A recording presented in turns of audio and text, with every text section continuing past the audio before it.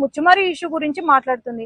అసలు రోజమ్మను నేను ఒకటే అడుగుతున్నాను, నువ్వు ఎక్కడో చెన్నైలో ఎన్నికలు పాలిటిక్స్ లో జాయిన్ అవ్వాలనుకుంటున్నావు, చెన్నైకి పోయి నువ్వు పాలిటిక్స్ రాజకీయం చెయ్యి, అంతేగాని ముచ్చుమర్రి రాజకీయం మాత్రం నువ్వు చెయ్యొద్దు. ఎవరి అండ చూసుకొని నువ్వు ముచ్చుమర్రి రాజకీయం చేయాలనుకుంటున్నావు? 10 రోజులు జరిగిన వెంటనే మేము ప్రతి రోజు అక్కడే ఉన్నాము. అక్కడ ఎవరైతే ఉన్నారో పోలీస్ డిపార్ట్మెంట్ గాని మళ్ళీ పైన హోంమంత్రి గారు గాని అందరూ వచ్చారు. ఒకటే ప్రశ్న రోజమ్మకు, నీకు నిజంగా ముచ్చుమరి పైన ప్రేమ ఉండుంటే మరి నువ్వు వచ్చినావా? నువ్వు వచ్చి పరామర్శించినావా? లేకపోతే ఈ వరదలు ఏవైతే ఉన్నాయో వరదలలో నువ్వు ఏంది, నీ రోల్ ఏంటి?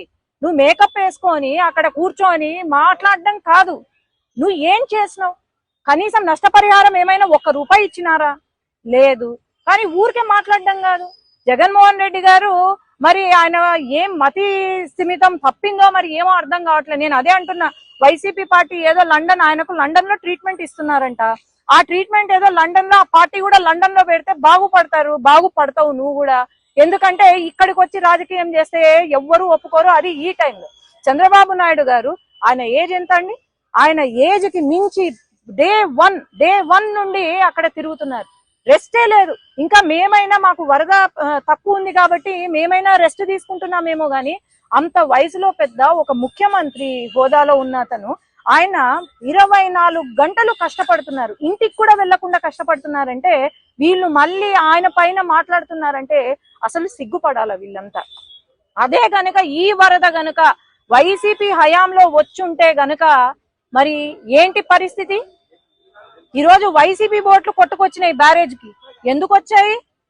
ఇవన్నీ ఆలోచన చేయండి, ఎవరు దీని వెనకాలండి చేస్తున్నారు. అసలు ఈయనకు మ్యాన్ మేడ్ ఫ్లడ్స్ కి తర్వాత న్యాచురల్ ఫ్లడ్స్ కి కూడా తేడా తెలియని మాజీ ముఖ్యమంత్రి, పులివెందల ఎమ్మెల్యే, మరి ఆయనకు అసలు తెలివి ఉందా? ఏం లేదు. ఎవరో పక్కన పాపం సజ్జల లేనట్టున్నాడు, పక్కన సజ్జల లేరు, లేకపోతే వేరే వాళ్ళు ఎవరు లేనట్టున్నారు, ఎందుకో గ్యాప్ ఇచ్చినట్టున్నారు, ఆయనకి ఇష్టం వచ్చింది మాట్లాడుతున్నారు. దయచేసి తెలుసుకొని మాట్లాడండి, వీలైతే సహాయం చేయండి విజయవాడ ప్రజలకు. మీ వైసీపీ పార్టీ తరపు నుండి సహాయం చేయండి, అంతేగాని చిల్లర మాటలు, చిల్లర వ్యవహారాలు, చిల్లర చేష్టాలు చెయ్యొద్దు. ఆ రోజమ్మను పెట్టినారు, ఇప్పుడు ఆమెకు మేకప్ కే సగం టైం అయిపోతుంది. మరి ఆమె కూడా నోరు అదుపులో పెట్టుకొని ఆమె కూడా వీలైతే విజయవాడకు వచ్చి సహాయం చేయమనండి, మేము కూడా